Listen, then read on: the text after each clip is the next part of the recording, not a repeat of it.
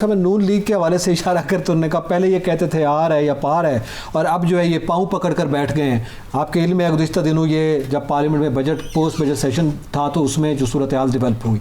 और दूसरा उन्होंने कहा हमने तो सर कटवाए हुए हैं, हम तो किसी के पाँव नहीं पड़ेंगे और ना ही किसी ऐसे इत्तेहाद में शामिल होंगे जिसमें हलवे और खाने पीने की बातें हों। हम किसी ऐसे इत्तेहाद का हिस्सा नहीं बनेंगे। और फिर पीटीआई पे तो वैसे ही वो तनकीद कर रहे हैं जो ज़ाहिर है मौजूदा हुकूमत के हवाले से। असल में जो सर कटवाने वाली बात है ये तो बात दुरुस्त है। जुल्फ़िकार अली भुट्टो ने अपनी किताब आई इफ़ आई एम असैसिनेट में लिखा है कि तारीख़ में मरने की बजाय फ़ौजी डिक्टेटर के हाथों मरने को तरजीह दूँगा।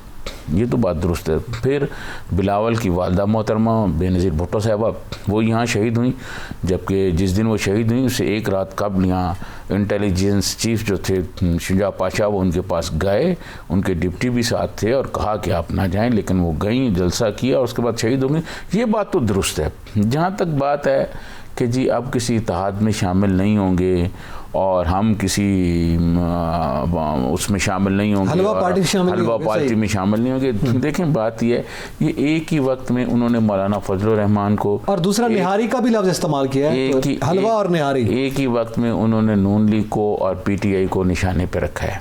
लेकिन बिलावल भुट्टो ज़रदारी आपको याद होगा इससे पहले भी गिलगित बल्तिस्तान में बड़ी कैंपेन चला के आए और बहुत वो कोशिश कर रहे थे, लेकिन रिज़ल्ट वही आया जो शेख रशीद साहब कहते थे। सही। अब मुझे ये नहीं पता कि शेख रशीद साहब को कैसे पता चल गया कि जनाब ये रिज़ल्ट जो है वो उन्होंने ये कहा था कि नंबर 1 जो है वो पीटीआई होगी, बाद में पीपल्स पार्टी होगी और 2-4 सीटें मुस्लिम लीग नून के पास होंगी और वही हुआ। ठीक है जी।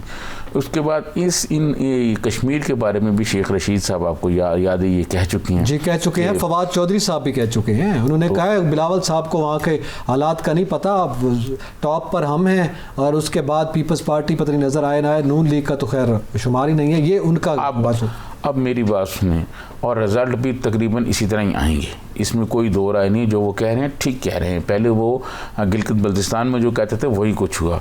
तो बिलावल भुट्टो जो हैं वो एक तकरीरें कर रहे हैं, लोगों को अपने कारकुनों को जो हैं वो गरमा रहे हैं, वो कोशिश कर रहे हैं, लेकिन मेरा नहीं ख्याल कि इसका कोई फ़ायदा होगा। इसका कोई फ़ायदा नहीं होगा। और दूसरी बात ये है कि ये सारी पार्टियाँ वो हैं कि आप यकीन मानिएगा ये बड़ी बातें करेंगे, बनी गाला जाएंगे, ये करेंगे जैसे बिलावल भुट्टो ने आज बातें की हैं, और उसके बाद जब रिज़ल्ट आएंगे और पता चलेगा कि कब इनकी पार्टी 2-4 सीटों पर लेके आ गई है, सिवाय रोने धोने का और कुछ नहीं करेंगे।